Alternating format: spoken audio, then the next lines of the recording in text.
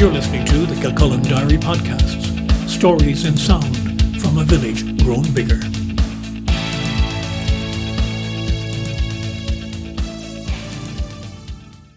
Hello, I'm Brian Byrne and this is Kilcullen Diary. This piece is for my In Those Days series, and it's an article I originally wrote in 1976 for Kilcullen's community magazine, The Bridge. It tells the story, briefly, of Julia Buckley, postmistress in Kilcullen for many years. To most of my generation, Julia Buckley was a somewhat forbidding figure as we grew up in Kilcullen. To go in and to buy a stamp or a savings certificate from Miss Buckley was something of an adventure. As did most people in responsible positions appear to us children, she was a symbol of authority, just as much as the teachers Miss Griffin and Paddy Byrne or Guard Bradfield. However, there was more to Julia Buckley than meets the eye.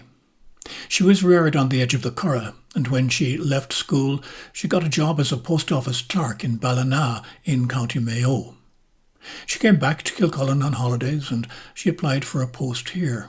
However, there was no vacancy at the time, and it wasn't until almost a year later that she heard of a vacancy for postmistress in Kilcullen sub-post office.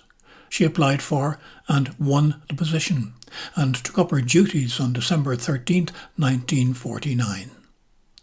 The opening morning as postmistress, the first two men to call with good wishes were my grandfather Jim Byrne Sr. and James Nolan.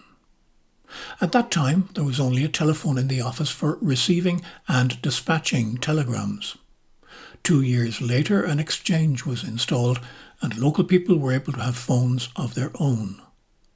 After another 2 years, a 24-hour service was inaugurated, and it was not uncommon for Miss Buckley to have to get up 8 or 9 times in the night to put through calls to and from the local subscribers.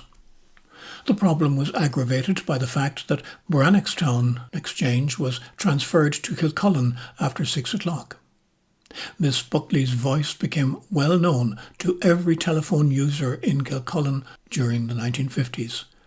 And though tempers might sometimes become frayed, she says, both she and her customers held each other in high regard. Times were more leisurely then, and the local operator played a very important part in the community. An era ended in 1963, when Kilcullen Exchange was transferred to Naas and eventually to the ultra-marvellous and perfect automatic time-saving STD system. Miss Buckley could at least get an unbroken night's sleep. Many people do not realise that a sub-post office is run entirely from the postmistress' salary. There are no profits to the office from the sale of stamps, etc., and rates, rent and all the overheads must be met from the wage packet of the person running the place. This, of course, does not apply to a full office, such as are in Naas or Newbridge. So if you think your postmistress is finicky about the pennies, she has a very good reason to be. Julia Buckley retired on December 16, 1975.